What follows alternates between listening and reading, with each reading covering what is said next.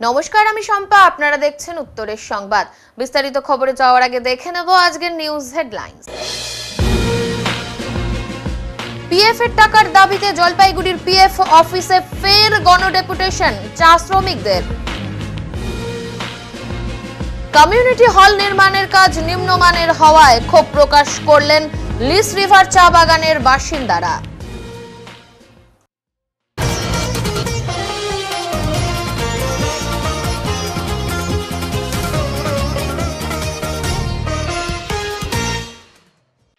PF এর টাকার দাবিতে জলপাইগুড়ির পিএফ অফিসে চা শ্রমিকদের ডেপুটেশন। আলিপুরদুয়ার জেলার একাধিক চা বাগানের শ্রমিকেরা বহু বছর ধরে পিএফ এর টাকার দাবিতে লড়াই করে চলেছেন। শ্রমিকদের অভিযোগ, দীর্ঘদিন ধরে তাদের পিএফ এর টাকা বকেয়া রয়েছে। এমনকি কিছু চা বাগানের মালিক পরিবর্তনের পর নতুন মালিক পক্ষকে পিএফ এর টাকা জমা না দেওয়ার ঘটনাও ঘটেছে। পরে শ্রমিকদের আন্দোলনের জেরে কিছু পরিমাণ অর্থ জমা দেওয়া হলেও সেই অর্থ এখনো পর্যন্ত শ্রমিকদের হাতে পৌঁছায়নি। এরই মাঝে একে একে অনেক শ্রমিক অবসর গ্রহণ করেছেন, কিন্তু অবসরের পরও তারা নিজেদের প্রাপ্য পিএফ এর টাকা পাচ্ছেন না বলে অভিযোগ। এই পরিস্থিতিতে মঙ্গলবার আলিপুরদুয়ার জেলার বিভিন্ন চা বাগানের শ্রমিকেরা একত্রিত হয়ে জলপাইগুড়ির পিএফ অফিসে ডেপুটেশন দিতে আসেন। শ্রমিকেরা পিএফ কমিশনারের সঙ্গে সাক্ষাৎ করে সমস্ত সমস্যার কথা তুলে ধরেন। পিএফ কমিশনার সমস্ত কাগজপত্র খতিয়ে দেখেন এবং জানান তিনি মাত্র 2 মাস আগে দায়িত্ব গ্রহণ করেছেন, তবে বিষয়টি গুরুত্ব সহকারে দেখবেন এবং যথাযথ পদক্ষেপ গ্রহণ করবেন। हमरा अलीपुरद्वार से आया है राइमाबाद चा बागान।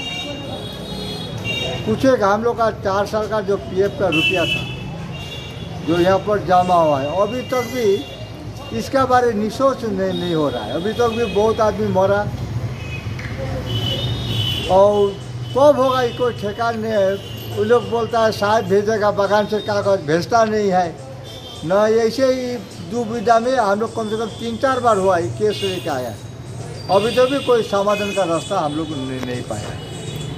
2 नंबर बात, जो रिटायर हुआ, जो पेंशन पाता रहा, वो लोग मर गया, अभी उसका बीबी लोग भुगता है। अभी बीबी लोग का पेंशन नहीं हो रहा है। कोई रिटायर हुआ है, नॉमिनी मर गया या भाग गया कहीं, उसका भी पेंशन अभी तक नहीं हो रहा है। ये सब जटिल प्रश्न हम लोग का सामने है। कमिश्नर था, उससे बातचीत हुआ है अभी, अब क्या होता है देखिए आगे।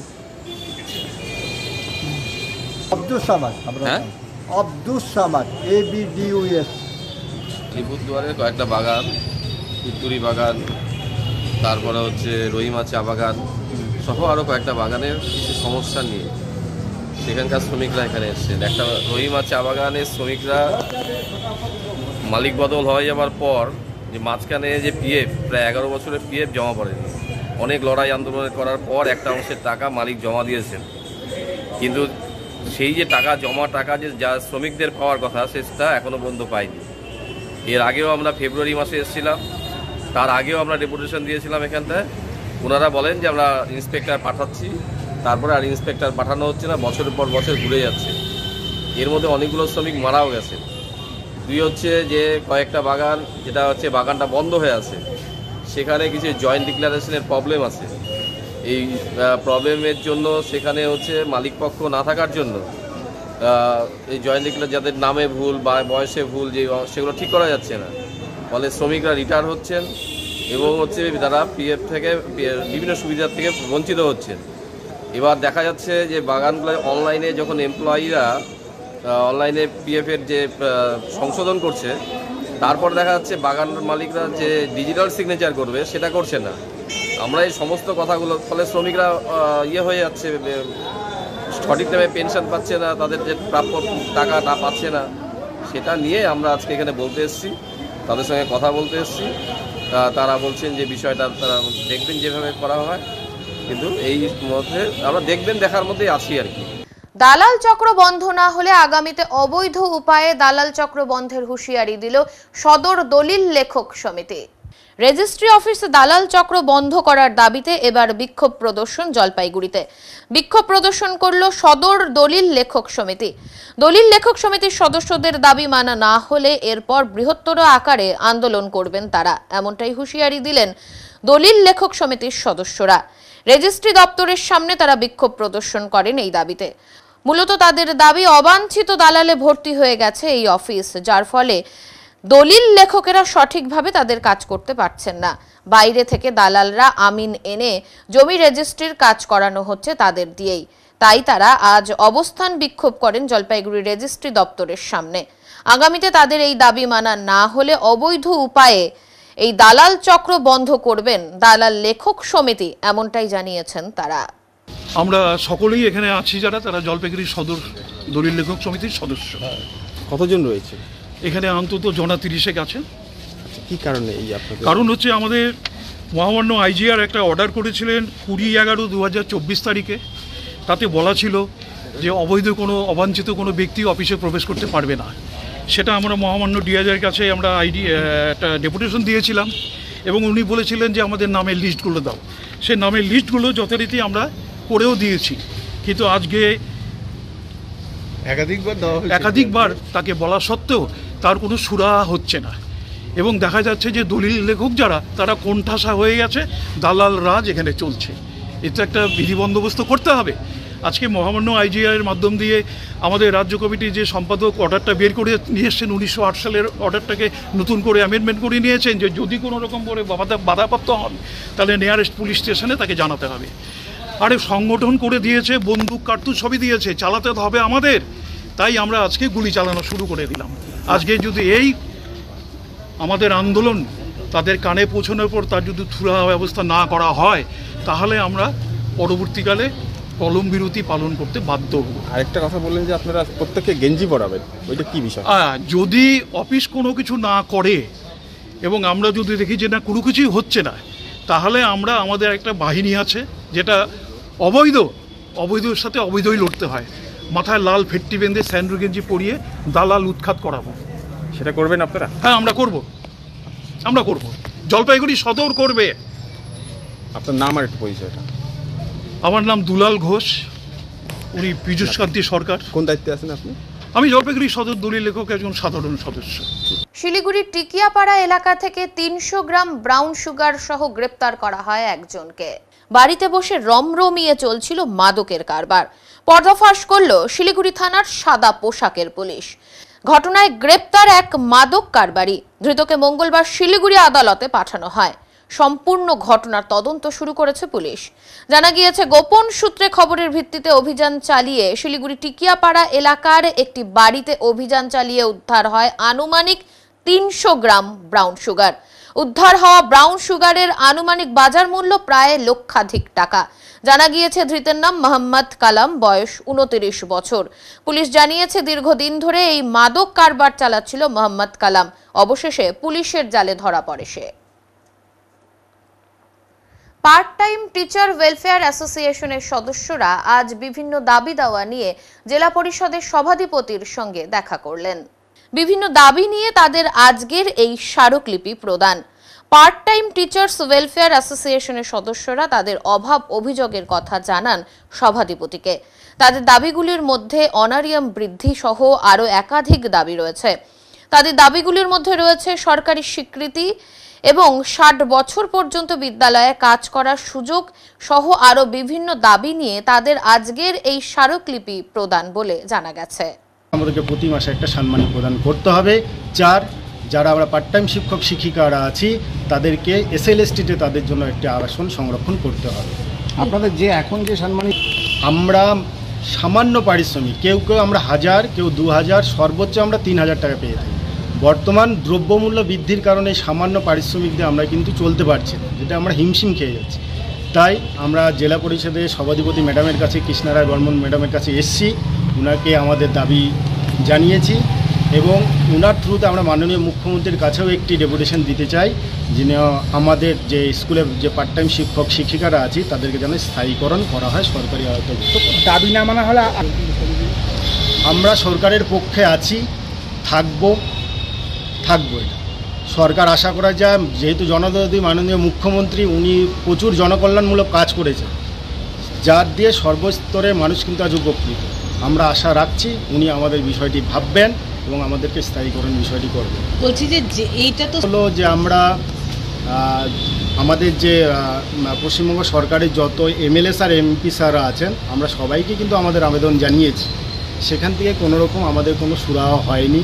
আমরা ডিআই ম্যাডামকেও 30 তারিখ মে মাসের 30 তারিখে আমরা ডেপুটেশন একটি দিয়েছি, ওনার কাছে আবেদন জানিয়েছি যেন আমাদের স্থায়ীকরণ করা হয়। তাই আমাদের মনে হলো যে জেলা পরিষদের ম্যাডাম মাননীয় কৃষ্ণারায় বর্মন মহাশয়কে একটি আমাদের আবেদন দেওয়া উচিত এবং তিনি ব্যাপারটি ওনার সাথে আমার আলোচনা হয়েছে, উনি বলেছেন ব্যাপারটি নিয়ে উনি দেখবেন, ভাববেন এবং মাননীয় মুখ্যমন্ত্রীর কাছে বিষয়টি তুলে ধরবেন। আপনার নাম পরিচিতি বলেন। আমার নাম হচ্ছে আতাউর রহমান, আমি পার্ট টাইম টিচার ওয়েলফেয়ার অ্যাসোসিয়েশনের জলপাইগুড়ি জেলা কমিটির সভাপতি। সাত সকালে শিলিগুড়ির বিভিন্ন এলাকায় ইডির হানা। মঙ্গলবার সকাল সকাল শিলিগুড়ি শহরের বিভিন্ন এলাকায় একযোগে হানা দিল এনফোর্সমেন্ট ডিরেক্টরেট অর্থাৎ ইডি। শহরের অন্তত 6টি জায়গায় কেন্দ্রীয় বাহিনীর উপস্থিতিতে অভিযান চালানো হয়, যার ফলে শহর জুড়ে ব্যাপক চাঞ্চল্য ছড়ায়। ইডির তরফে এদিন অভিযান চালানো হয় 5, 8, 9 এবং 33 নম্বর ওয়ার্ডের একাধিক স্থানে।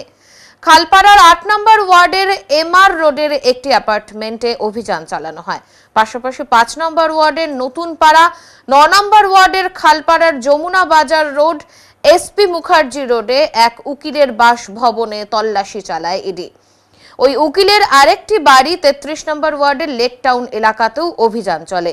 সকালে হঠাৎই শহরের বিভিন্ন এলাকায় কেন্দ্রীয় বাহিনী দেখে আতঙ্কে পড়ে যান সাধারণ মানুষ। পরে জানা যায় এটি ইডির পরিকল্পিত অভিযান।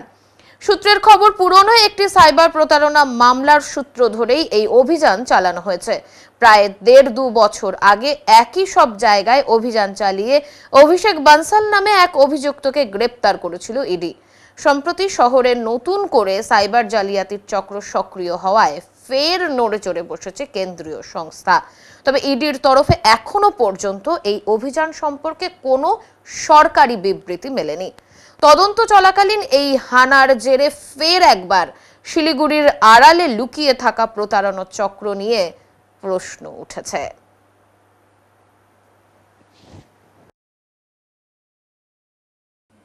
স্বচ্ছ ভারত মিশনের একটি গুরুত্বপূর্ণ বৈঠক অনুষ্ঠিত হলো জেলা পরিষদে।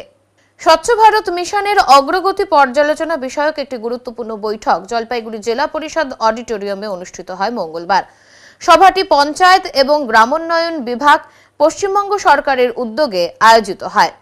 পর্যালোচনা সভাটি স্বচ্ছ ভারত মিশনের গ্রামীণ এর মিশন ডিরেক্টর এবং পশ্চিমবঙ্গ সরকারের পঞ্চায়েত ও গ্রামোন্নয়ন বিভাগের অতিরিক্ত সচিবের উপস্থিতিতে অনুষ্ঠিত হয়।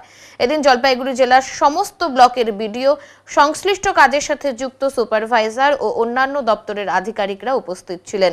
জলপাইগুড়ি জেলার গ্রামীণ এলাকায় চলমান স্বচ্ছতা অভিযান, গৃহস্থলীর বর্জ্য ব্যবস্থাপনার বর্তমান অগ্রগতি পর্যালোচনা ও ভবিষ্যৎ পরিকল্পনা নির্ধারণ করা, টেকসই বর্জ্য ব্যবস্থাপনার পদ্ধতি গ্রহণ, জনসচেতনতা বৃদ্ধির জন্য স্থানীয় স্তরে প্রচার পরিদর্শনের মাধ্যমে প্রকল্পের গুণমান বজায় রাখা, পঞ্চায়েত স্তরে সক্ষমতা বৃদ্ধি এবং বাস্তবায়নের গতি ত্বরান্বিত করা প্রভৃতি বিষয়গুলির ওপর গুরুত্ব আরোপ করা হয় এদিনের আলোচনার মধ্যে দিয়ে।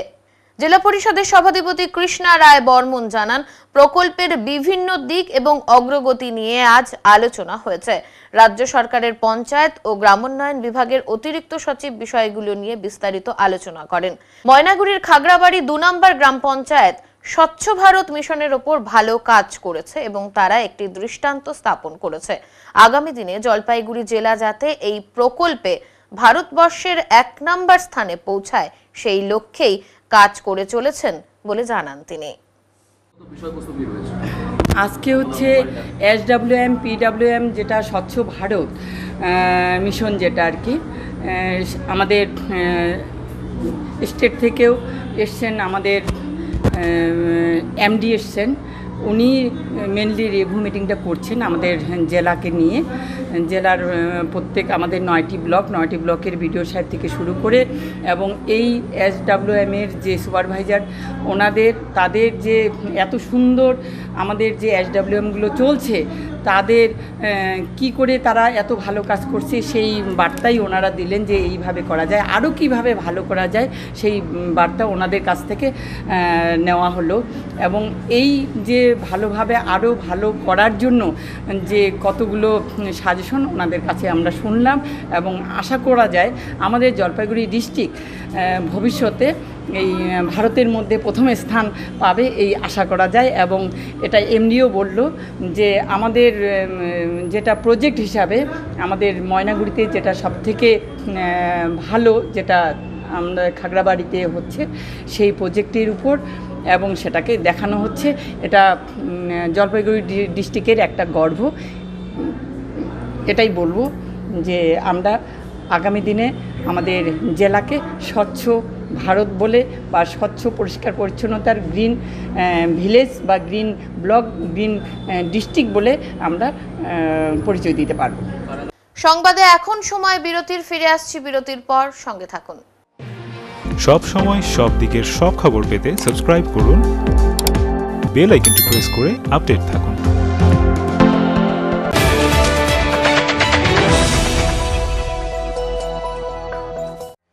আগামী মাসের 1 তারিখ থেকে স্কিল নেস্ট নিয়ে এসেছে দারুণ এক অফার। থাকছে 1 মাসের ফ্রি ডেমো ক্লাস। আজ থেকে এ মাসের 30 তারিখ পর্যন্ত নাম নথিভুক্ত করা যাবে। আমাদের এখানে nursery to class 4 all subject, class 5 to class 6 all arts group including Bengali, history, geography, Sanskrit এবং ক্লাস 7 থেকে ক্লাস 10 অল সাবজেক্ট যত্ন সহকারে পড়ানো হয়। আরো বিস্তারিত জানতে আজই আসুন স্কিল নেস্ট, নয়াবস্তি, 1 নম্বর ঘুমটি, জলপাইগুড়ি। যোগাযোগের নাম্বার 7602790567।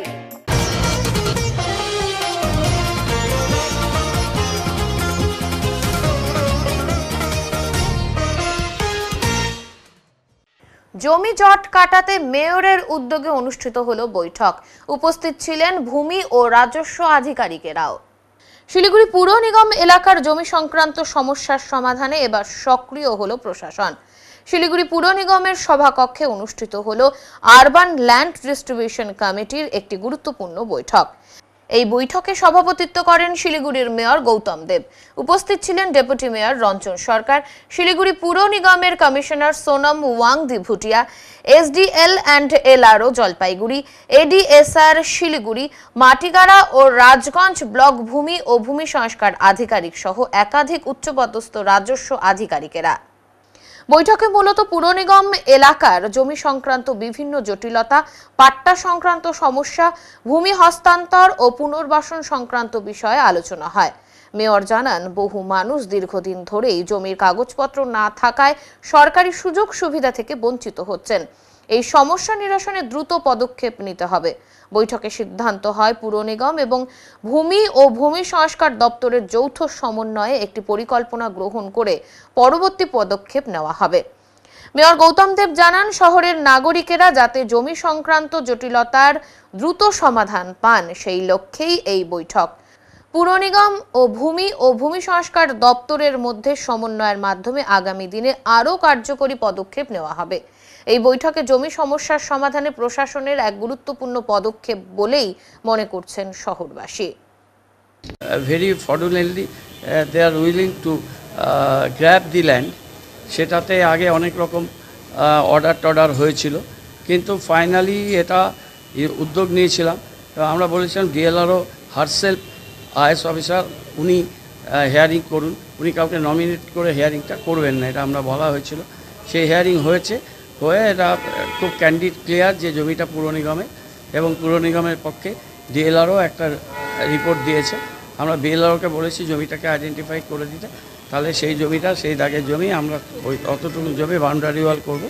আর আমরা ক্যাভিয়েট এলআরটিটি আর সিভিল কোর্টে আমরা ক্যাভিয়েট করে দিচ্ছি, যাতে মামলাটা কেউ করে আবার অ্যাপিলে যায়, তাহলে যাতে এক্সপার্ট হিয়ারিং না হয়। এই ধরনের বিভিন্ন বিষয় 3টে জায়গার ছিল, সেগুলো নিয়ে আমরা আলোচনা করেছি এবং অনেক আমাদের বেনিফিশিয়ারিদের বিষয়টা এলআরসির কাছে নবান্নয়ে আছে। মাননীয় মুখ্যমন্ত্রী এর আগে ফুলবাড়িতে ঘোষণা করেছিলেন যে আরবান পাট্টা যেটা বন্ধ ছিল সেটা তিনি দ্বার উন্মোচন করবে।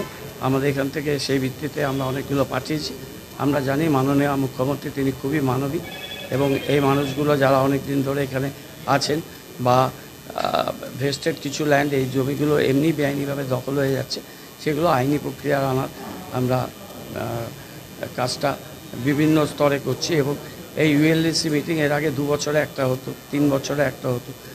ইউএলডিসি করে করে আমরা অনেক জমি মানুষকে দিয়েছি। আমরা এই প্রক্রিয়াটা চালাবো, পিরিয়ডিক্যালি মিটিং করি, রিভিউ করে এবং নিজে প্রশাসনিক কর্তাদের সাথে কথা বলি। আশা করি খুব তাড়াতাড়ি এটা হয়ে যাবে।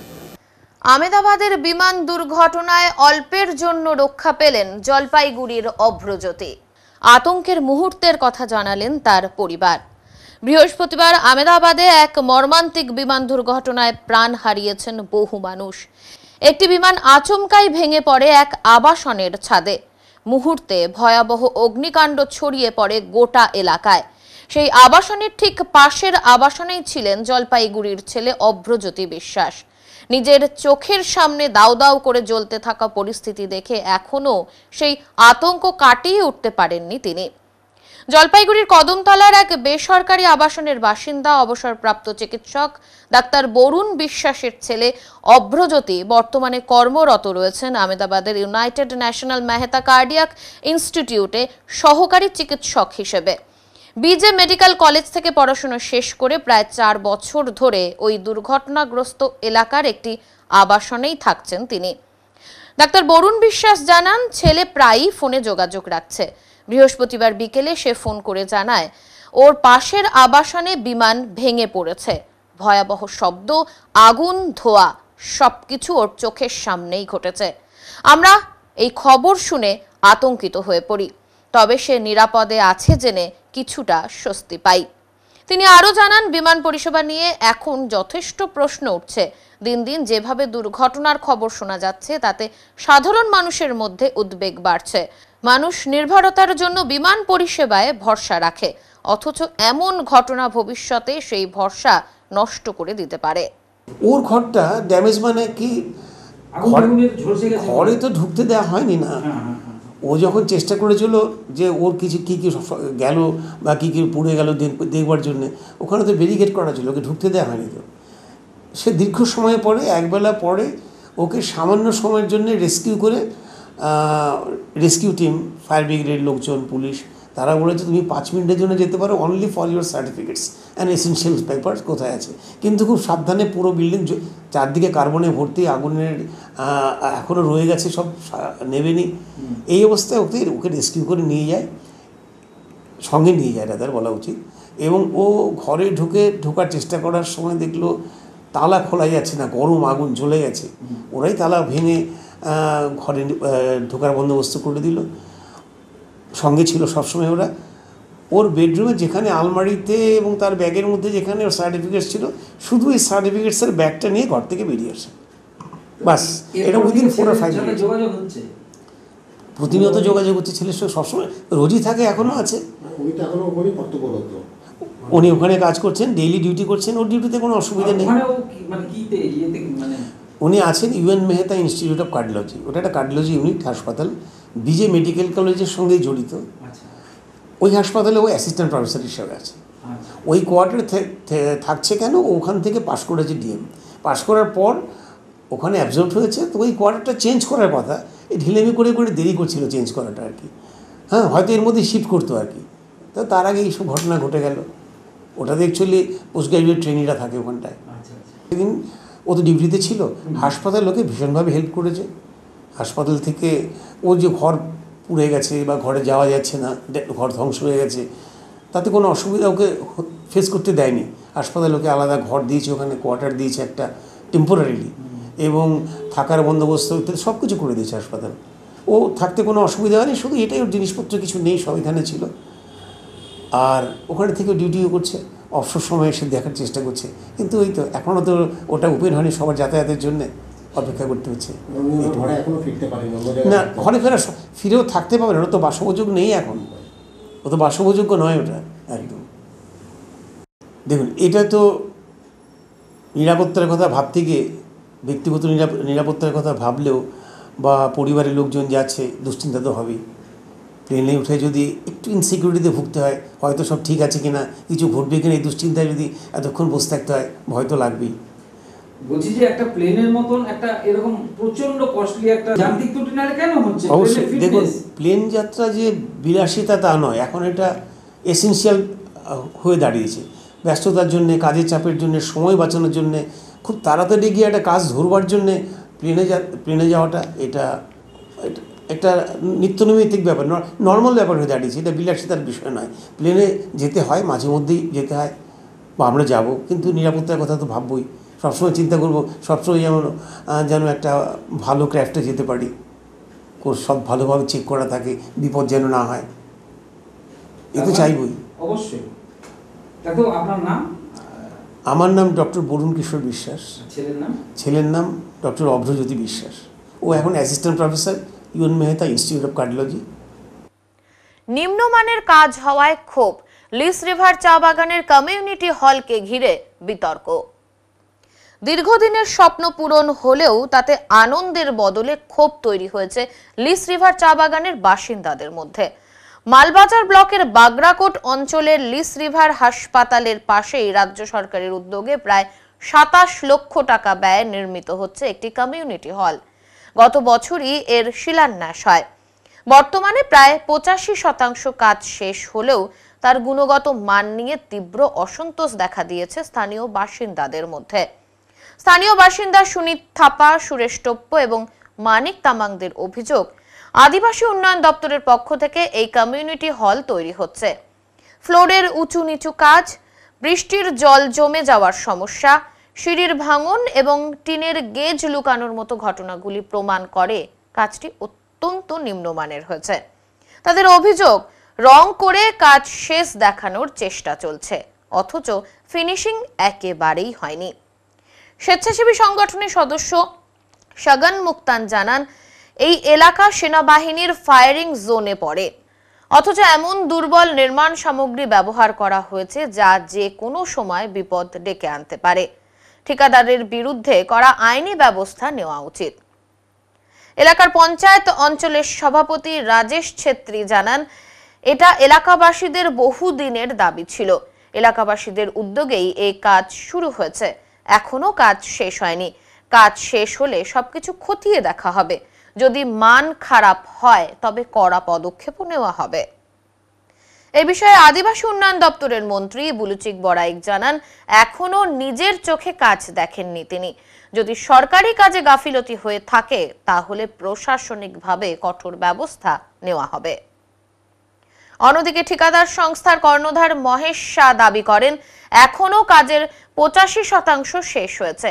শিডিউল মেনেই কাজ চলছে। শেষ পর্যন্ত ইঞ্জিনিয়ার যদি জানান কাজ ঠিক হয়নি তাহলে তার দায় সম্পূর্ণ মহেশ শাহর বলে দাবি করেন তিনি।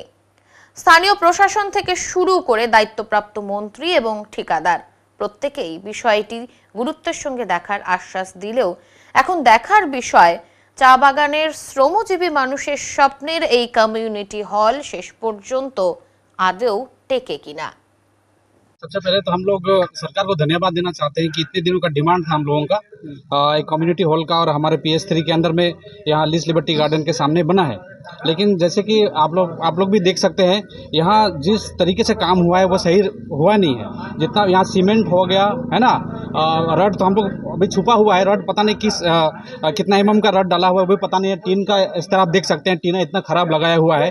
अब थोड़ा सा खोदने से ही आप फ्लोर का हालत पता चलता है, ठीक है। तो इसीलिए जो है हम लोग चाहते हैं कि ये अच्छा बनना चाहिए था लेकिन अच्छा बना नहीं है, तो ये इसका रिकंस्ट्रक्शन हम लोग चाहते हैं। और जो भी ठेकेदार है जिसने इसको बनाया है उस पर तो कानूनी कार्रवाई होना ही चाहिए, क्योंकि जिस प्रकार का मटेरियल्स का यूज़ किया गया है वो एकदम ही घटिया क्वालिटी का मटेरियल्स यूज़ हुआ है यहाँ। तो आप लोग क्या चाहते हैं, कंप्लेंट किए हैं? हाँ, कंप्लेंट किया हुआ है, और ज़रूरत पड़ा तो हम लोग DM साहब के पास में भी जाएंगे कंप्लेंट करने के लिए, और ज़रूरत पड़ा तो हम लोग नवान्नो माननीय CM के पास में भी हम लोग चिट्ठी ज़रूर भेजेंगे, ये कंप्लेंट करेंगे। कहाँ पर बना है ये लिस लिबर्टी गार्डन हॉस्पिटल लाइन के सामने ही बना हुआ है। मेरा नाम सुरेश टोप्पो, मैं लिस लिबर्टी गार्डन का साधारण नागरिक हूँ। बहुत धन्यवाद देते हैं आप लोग यहाँ पर आए न्यूज़ कवर करने के लिए।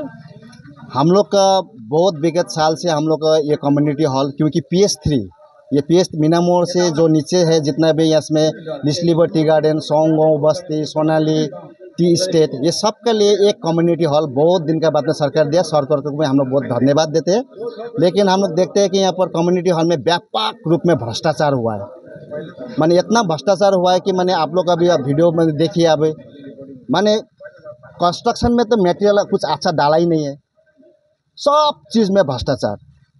तो हम लोग बहुत दुख का साथ में बोल रहे हैं। इसीलिए हम लोग का मीडिया थ्रू से हम लोग ये सब सरकार तक ये हम लोग का आवाज़ पहुँचे कि मैंने जिस किस्म से ये भ्रष्टाचार हुआ है उस दोषी, उस कॉन्ट्रैक्टर को चाहिए ब्लैक लिस्ट में नाम हो उसको, ताकि वो फिर ऐसे आइंदा इस तरह का काम ना कर सके वो। मेरा नाम सुनीत थापा, मैं लिटिल लिबर्टी गार्डन का बासिंदा। এটা যে লিটিল লিবারে যে কমিউনিটি হল আছে এটা তো আমার এখন কাজই কমপ্লিট হয়নি, এটা তো আমার কাজ রানিং অবস্থাতে আছে।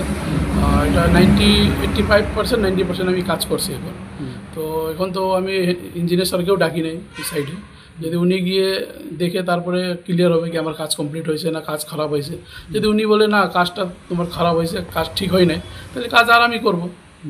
শিডিউল মানে কি হচ্ছে কাজ? হ্যাঁ, শিডিউল হিসাবে আমি যে কাজ করতেছি আমার শিডিউল হিসাবে আমি কাজ করতেছি। ওনারা কি ভিডিওর কাছে গেছিলেন? না, এটা তো আমি বলতে পারি না কোথায়। তো কাজ কি এখনো রানিং আছে? হ্যাঁ, কাজ রানিং ছিল। আজকে আমি লোক পাঠাইছিলাম, কিন্তু আজকে কাজ করতে দিল না। লেবারগুলো বলতেছিল না কাজ এখন করবো না বলছে, সেখানে ফেরত চলে গেছে। আগামী দিনে কাজ শুরু হবে আবার? হ্যাঁ, যদি কাজ করতে চাই তাহলে আমি কালকে থেকে লোক পাঠাবো, কাজ করবো। আপনার নাম? আমার নাম মহেশ স্যার। হয়েছে এটা আমার দেখে বোঝা যাচ্ছে সোশ্যাল মিডিয়ার মাধ্যমে। আমি নিজে ফিজিক্যালি ওখানে যাই নাই, যেহেতু এই কাজটা আপনারা সবাই জানেন এটা BCWর ফান্ড থেকে, এটা ব্লক ডেভেলপমেন্ট অফিস থেকে হয়েছে, বিডিও অফিস থেকে। তো এটা সম্পূর্ণ ইঞ্জিনিয়ার আর কাজ করনি সব ওদের থাকে। তো আমি কালকে মাত্রই আমি এই খবরটা শুনে আমি আজকে সকালে ফোন করছিলাম ইঞ্জিনিয়ারকে, অমিত কুমার সিনহা ইঞ্জিনিয়ার, উনি এই কাজটা দেখতেছেন। আমি ওনাকে বললাম এই যে এখানে যে কাজটা হচ্ছে, মহেশ কুমার শাহ যে কাজটা নিয়েছে, এই কাজটা মানে শিডিউলের মোতাবিক ও করতেছে, আপনারা দেখতেছেন।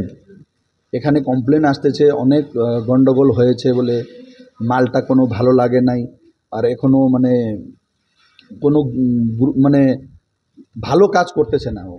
তো তখন উনি আমাকে জবাব দিলেন, দেখেন দাদা আমি তো 1-2 বার গিয়েছিলাম, আমি দেখে আসছি অল্প অল্প, কিন্তু এখন ফাইনালও আমাকে মানে দেয় নাই, ফাইনাল করে নাই, যেহেতু কাজ এখনও 15-20% কাজ বাকি আছে। যখন ও হ্যান্ডওভার করবে তখন আমি দেখব কি এই কাজটা ভালো হয়েছে কি হয় নাই, তারপরে মেজারমেন্ট করব, সব মেজারমেন্টের হিসাবে শিডিউলের হিসাবেই সব কিছু করাবো।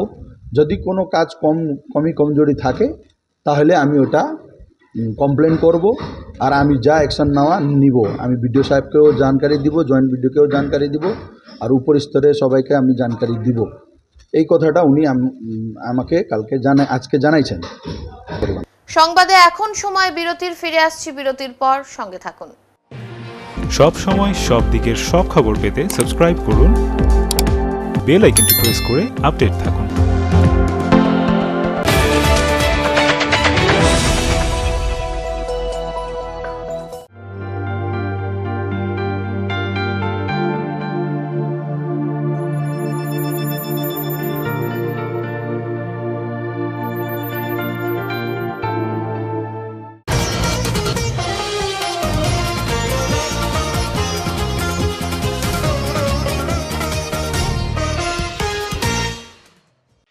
আজ বৃহত্তর বাম ঐক্যের উদ্যোগে জলপাইগুড়ির কদমতলা মোড়ে একটি ধিক্কার সভার আয়োজন করা হয়।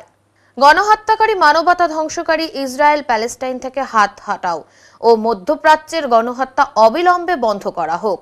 আজ বৃহত্তর বাম ঐক্যের উদ্যোগে কদমতলা মোড়ে একটি ধিক্কার সভার আয়োজন করা হয়েছিল। সভায় বক্তব্য রাখেন বামফ্রন্টের আহ্বায়ক সলিল আচার্য, গোবিন্দ রায়, জিয়াউল আলম সহ অন্যান্যরা। এদিন এই প্রতিবাদ সভার মাধ্যমে কেন্দ্রীয় ও রাজ্য সরকারকে বর্তমান পরিস্থিতির জন্য দায়ী করা হয়।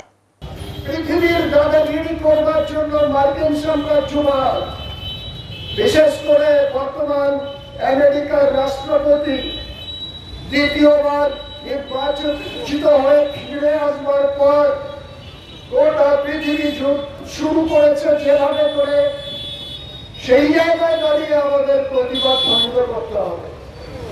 আমরা লক্ষ্য করছি যে প্যালেস্টাইন পরপর অনেকগুলো দেশকে টপকে গিয়ে ইরানের ওপর আক্রমণ করল।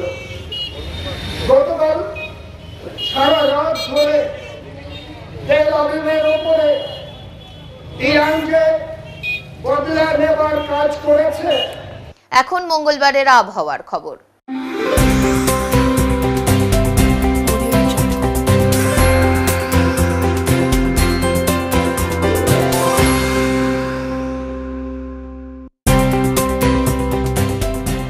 কেন্দ্রীয় আবহাওয়া দপ্তরের জলপাইগুড়ি কেন্দ্র থেকে পাওয়া তথ্য অনুযায়ী মঙ্গলবার দিনের সর্বোচ্চ তাপমাত্রা ছিল 33.9 ডিগ্রি সেলসিয়াস এবং সর্বনিম্ন তাপমাত্রা ছিল 26 ডিগ্রি সেলসিয়াস।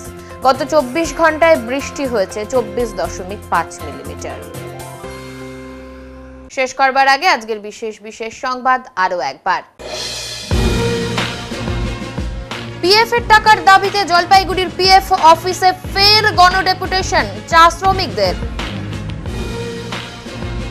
কমিউনিটি হল নির্মাণের কাজ নিম্নমানের হওয়ায় ক্ষোভ প্রকাশ করলেন লিস রিভার চা বাগানের বাসিন্দারা। উত্তরের মনের পরিবেশনায় উত্তরের সংবাদ এখনকার মতো এই পর্যন্তই। নমস্কার।